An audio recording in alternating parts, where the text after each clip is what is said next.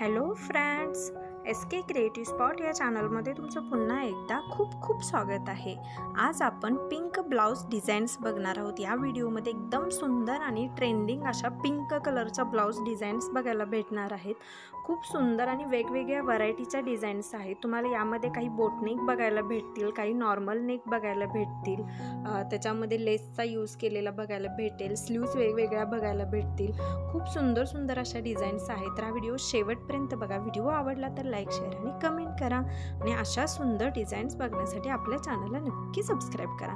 हा व्हिडिओ पाहिल्याबद्दल थँक्यू।